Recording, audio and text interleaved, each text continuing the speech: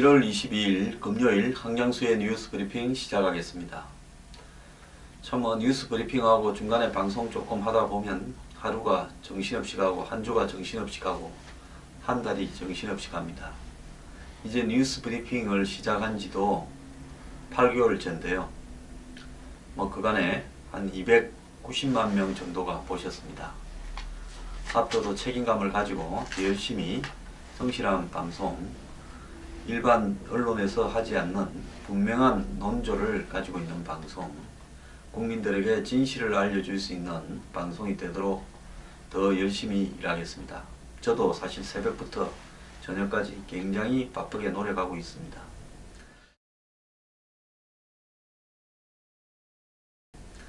자, 오늘 첫 뉴스는 더민주, 참 이름 더민주 하는 바람에 말할 때마다 불편합니다. 더민주당이 원시합법, 즉 기업 활력 제고 특별법이라고 해서 기업을 앞으로 이제 많은 기업들이 부도가 나고 망해갈 거 아닙니까? 정부가 지금 좀비 기업 정리에 곧 착수할 거고요.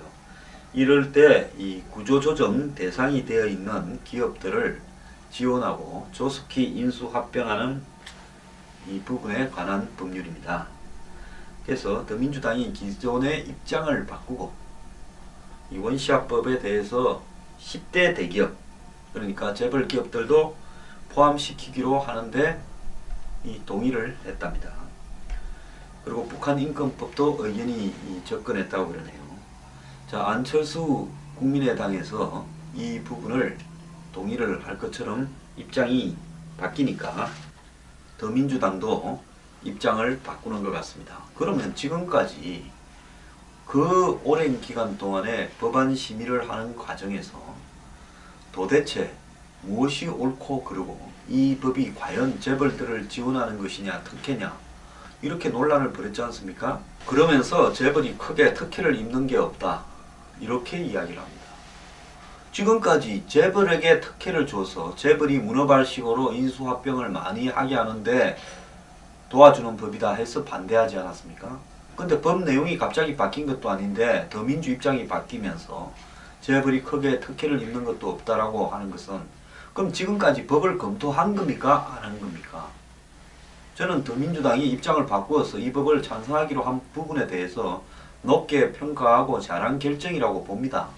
저 또한 이 법이 재벌들이 문어발식으로 사업 확장하는데 정부에서 돈을 지원해주고 제도적으로 지원해주는 이런 부분이 있지 않나 의심 섞인 시선으로 봤지만은 실제로 이 법이 구조조정이 되어가면서 적용될 때 그런 것들이 있나 나올 수 있을지 모르겠지만은 외관상으로 드러난 부분에서 그런 부분은 크게 많지는 않은 것 같습니다. 그랬는데 더민주에서 여태까지 재벌 특혜 논란을 이 법을 가지고 벌려온 것은 결국 이 법의 본질보다도 한마디로 당의 정치적 입장 때문에 이 법을 통과시키지 않으려고 작정을 해놓고 그 핑계로 재벌 특혜를 이야기한 게 아닌가. 이제 그게 입증이 되지 않습니까? 그렇다면 국민 앞에 사과를 좀 해야 되는 거 아닙니까? 남은 법률들도요 정확하게 입장을 이야기를 해서 법안 통과 안 돼도 좋으니까 왜 그러냐라고 확실하게 이야기하고 나중에 그 말에 대해서 책임을 좀 졌으면 좋겠습니다. 몇 달을 이런 식으로 해놓고 이제 와가지고 특혜를 받는 게 없다고 하면서 슬그머니 통과를 시키는데 그것이 안철수 당도 통과시키려고 하니까 우리가 먼저 해서 국민들 앞에 그 공이 안당에 돌아가지 말게 하자. 이것밖에 더 됩니까? 참 기가 찹니다.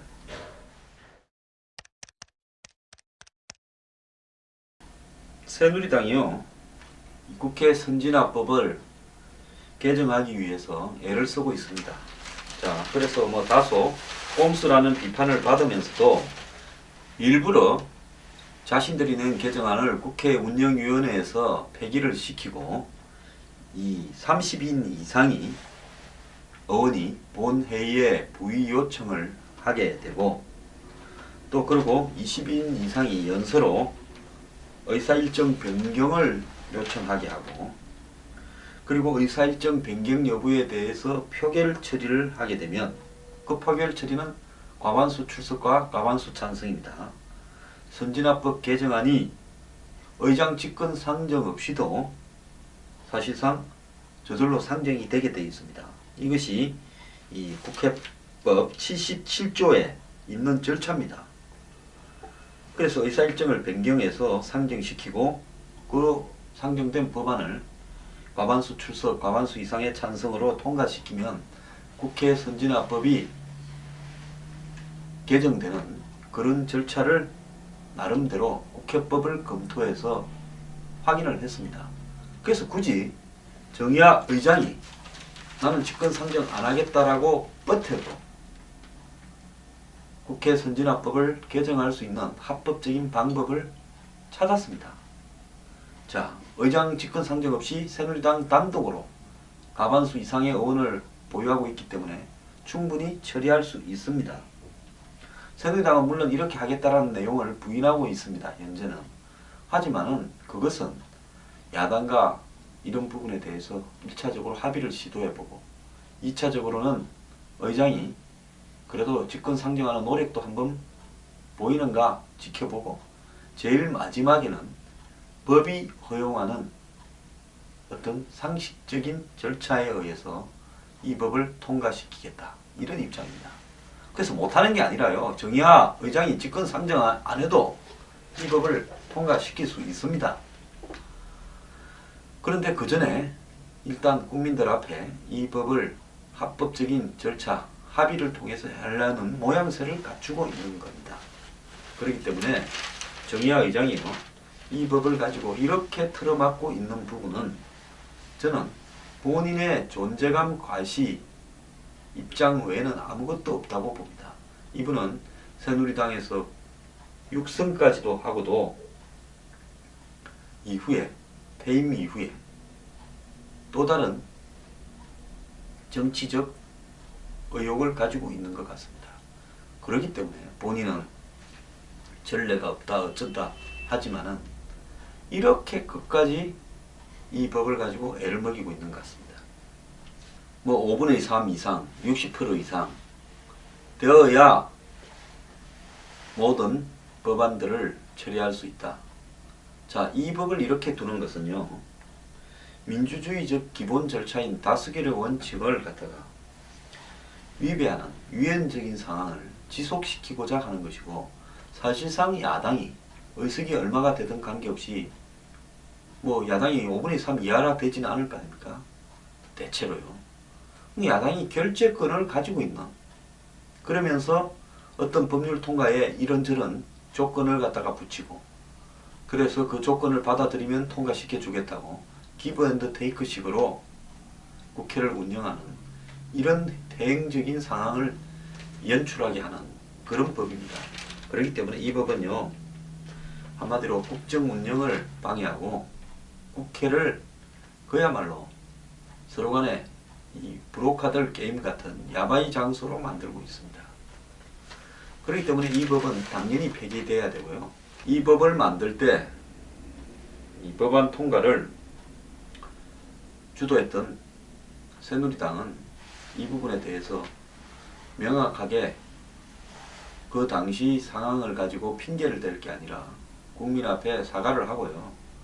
박 대통령도 당시에 이 법을 개정을 주도했으니까 국민 앞에 사과하는 입장 표명이 있어야 될 거라고 봅니다. 누구나 실수를 할 수 있고 판단 착오를 할 수 있는데요. 중요한 것은 그런 부분을 인정하는 것입니다.